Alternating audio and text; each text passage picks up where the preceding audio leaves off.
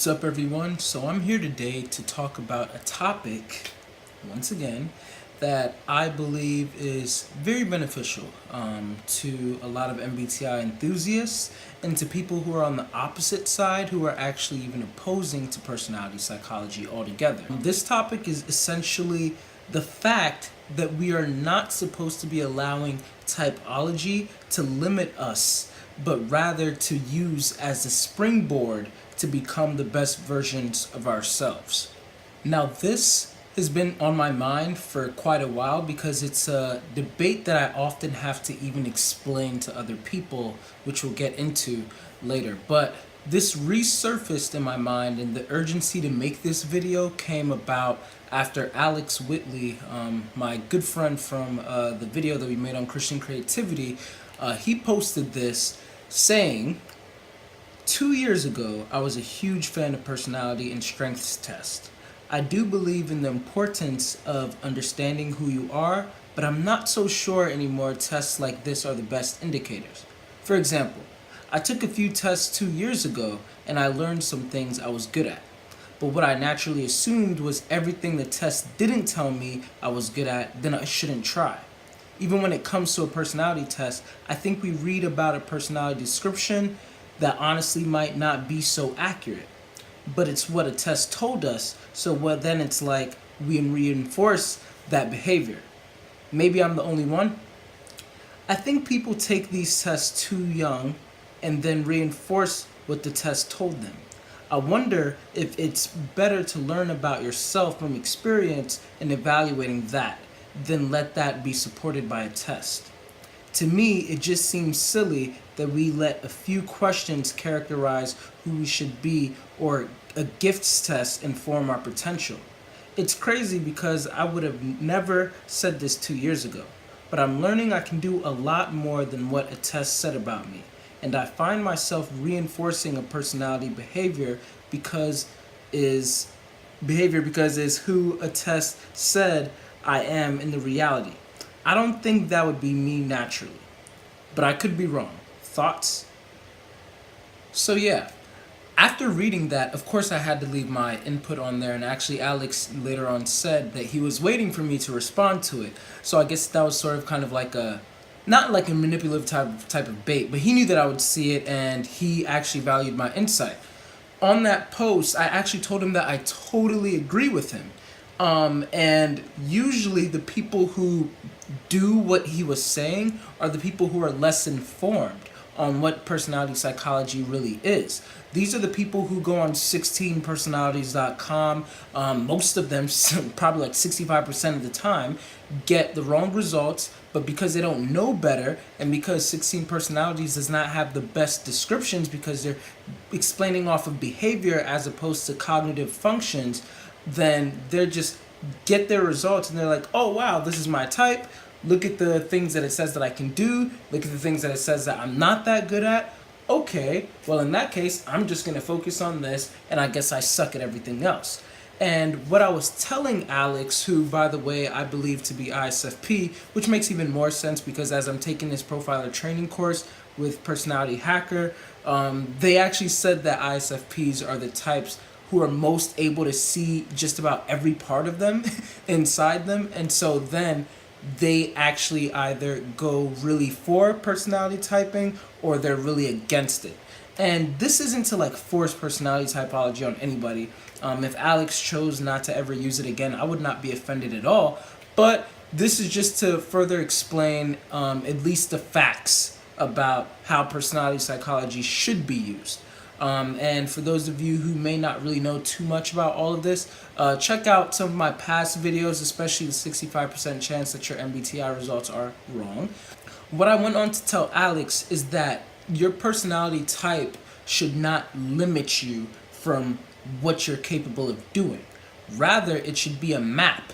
It should show you the things that you're naturally good at and maybe some of the things that you're not as good at. But that doesn't mean that you can't do those things. That just means that perhaps you would have to work a little bit harder to be able to become a pro at those things. They may not be as natural for you. The things that you're good at, you can use those skills to achieve the same type of goal that people who do the things that you're not good at, they may use like a different route. So to make that more simple, an ENTJ, for example, who are stereotypically very good at metrics and, just getting things done and all of that, like, and pretty much achieving whatever goals and streamlining things according to their dominant TE, extroverted thinking function, they might achieve something and they might achieve the same thing that an ESFP would achieve, but the ESFP would not do this by using their TE alone, but they would actually go after it in an SEFI type of way because those are their two strengths. So if the ENTJ wants to accomplish A and the ESFP wants to accomplish A, the ENTJ will use TE and NI as a combo, and then they'll use SE and FI, as lower functions to kind of supplement to be able to achieve A. The ESFP will use SE and FI as a combo, and then TE and NI to kind of use as a supplement to still achieve A. Now, they both arrived at A, but they used their individual strengths. If the ESFP tried to do it the same way that the ENTJ would have, then they would have had to work a lot harder. Things would not have been as easy. They could have probably most likely still have done it, but it's just smarter to use the tools that you're already good at to be able to achieve the thing that you want to achieve. And so this is what personality psychology is really supposed to do. It's supposed to show you what you're already naturally good at, and then me as a coach, I often help my clients, like, whatever goal that they have, even if their personality type is not supposed to be doing a certain job, I do not prohibit them from doing that. Instead, I help them identify what their greatest God-given skills are, and then I help them to find a way to use those God-given skills to achieve their goal, in the same way that the ESFP and the ENTJ would have achieved the same goal, but in different method. It is unfortunate that the 16 personality site is not only one of the most popular sites for people to go and take this completely or super inaccurate test, but then also they go off of those descriptions, which are not usually the best type of descriptions either. And to get even the deeper stuff, then you have to pay for that extra information, which is not the best. Now, people usually ask me, like, which test do I often recommend? I often recommend the typeinmind.com test. There's no accurate test. I just want you to know that, especially since we're testing off of what we think about ourselves, which, to be honest, is not always accurate. Sometimes you may even misread some of the questions. Sometimes the questions aren't even the best. But the Type in Mind test tries to shoot not for behavior, but for cognitive functions. And so I've seen it to be pretty accurate a lot of the times, not 100% of the time, but most of the time I've seen it to be pretty accurate. And even if not, their descriptions are very, very spot on, because they're coming from a cognitive function standpoint as opposed to a behavior standpoint. So then when you read the cognitive function, if this is not how you're seeing your mind actually work, then you can know, okay, then this is not the type that I really am. But from those cognitive functions, that's where behavior comes from. And people of the same type can behave in many different ways. I mean, after all, we have INFJ Hitler, and then we also have INFJ Gandhi. Same personality types, different behaviors, but they use the same functions, the same mental processes to achieve their goals. Now, Angelica actually went on to comment on the post, and I hope that they both don't mind me sharing this. I think that since it was public and I told them I was going to make a video off of it, then they're okay with it. And her being an ESFP, this is actually what she said. I find for myself that I often read these tests and find not so much limitations, but rather excuses of why I am a certain way. Like if one says selfish in feelings or talks a lot or tries to please others, I'll read those and think, oh well, I guess this is just the way I am and this test says so. I find that they almost allow me to make excuses to myself for why I am. On the flip side, I do find them helpful in the way that sometimes I can't identify what something is rooted from or why I am a certain way. And these types of tests can sometimes provide clarity in those areas. I guess with anything there will be pros and cons, but I agree that life experience and knowledge is definitely valuable. more valuable than these tests? I think so. But are the tests a tool to help aid us in finding out more about us? I think yes to that too. So once again, this is kind of, and it's just very ironic and coincidental that these two are both saying things that coincidentally their type would say about the Myers-Briggs personality test, or like any type of test that's kind of like, helping people to identify more with themselves. But what I actually responded to Angelica is that this is actually a common phenomenon that I've seen, especially coincidentally with mostly EFP types. It's nice for Angelica to even recognize like that this is what she recognized within herself. I actually know an ESFP woman who posted in her bio, "I have an attitude problem, deal with it. That's just how I am." And she didn't get this from a personality test or anything, but if she were to read that, then she'd be like, "Oh, this is just the way that I am."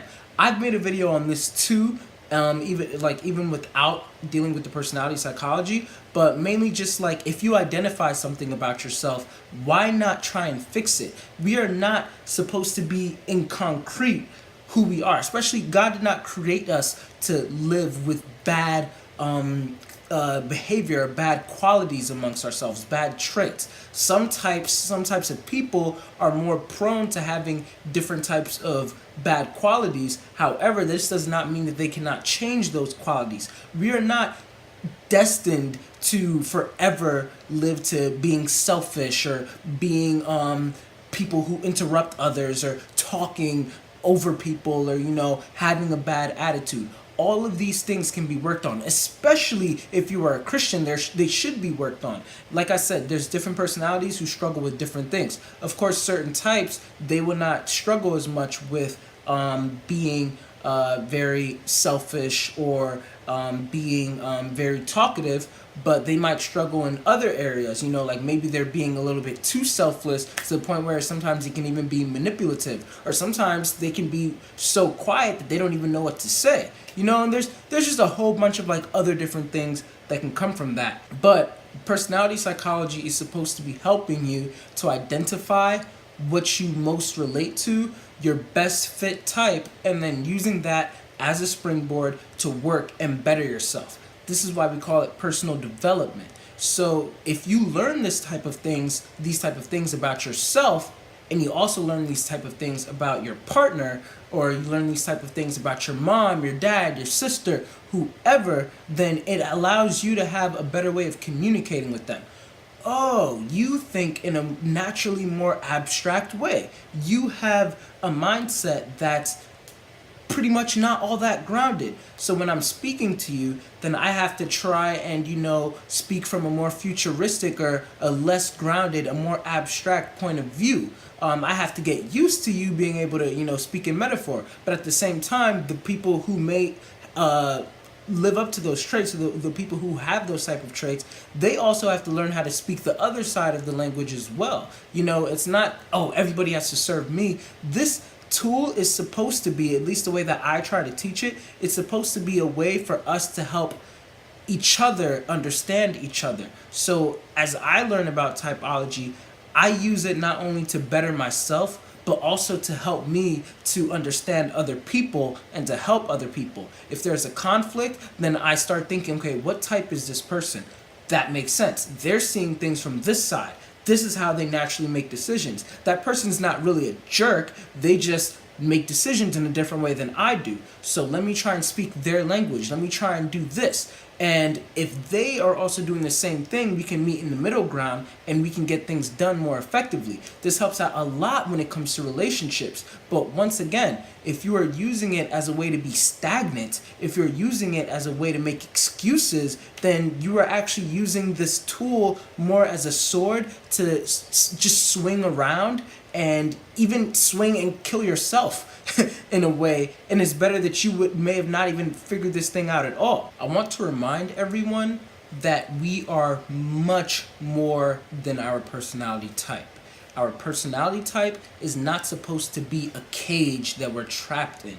It's supposed to be a mirror that allows us to see ourselves from a framework, from a general perspective, and then be able to pick off the lint that's on ourselves. Not to be like, oh, cool, there's some lint. Well, I guess I was born with it, so I'm just going to keep it there. That's not how it's supposed to go. It's supposed to be used to look at ourselves. It's supposed to also be used to identify what our natural strengths are and then use those natural strengths to achieve whatever vision that we have in mind. Do not allow it to constrict you. If there are sites out there that say, oh, you're an ESFP, you should not really be an engineer, or you should not be whatever, don't listen to it. I say that you should go off and do whatever you believe that God has called you to do, whatever type of passion that you have. Matter of fact, I wrote a blog on the Personality Hacker website called Actualizing Your Passion, or pretty much finding out what your passion is and actualizing it. I'm going to post a link in the description for anybody who wants to go check it out. And I go pretty much into detail on how each type can figure out what their passion is and then actualize it, get into action. But I also wrote something else recently, which I want to remind you just to wrap this up. A Ghanaian Christian ENFJ 2-wing 3 social sexual variant type, 251 tri-type, millennial, whose love languages in order are quality time, words of affirmation, physical touch, gifts, then acts of service, aside from me, is pretty hard to find, right? Not to mention number of siblings, my partner, and their types, etc. My point? We are so much more than our personality types. These are useful, but they're only a framework, a node in the system, a caveat to a deeply intricate person. Value them, but don't overvalue them. Use them as springboards, not jail cells. So guys, this has been my quick, hopefully quick, depending on, type of viewer that you are, quick little rant and motivation to allow people to transcend their type. That not to demonize this thing, but also not to overvalue it either. Use it for what it's supposed to be for. A tool to help us all. And if you see other people misusing it, you can correct them, because the people who are misusing it are the people who are influencing others to demonize this. Now, you don't have to use this tool, that's fine, but I would encourage you not to demonize it, because it does help a lot of people. But at the same time, if you're not using it properly, well, of course, if you're just swinging around a dagger, people are going to tell you, hey, you know what? I think that dagger is bad. We should probably not use it. But if we have a really nice sword, a really sharp sword, and we're using it very skillfully, and we've actually taken the time to learn how to use it properly and when to use it and what its limits are, because there are limits to personality psychology, as we just talked about, then people can actually look at you and respect you as a swordsman. Be like, oh, that guy actually really knows how to use his sword.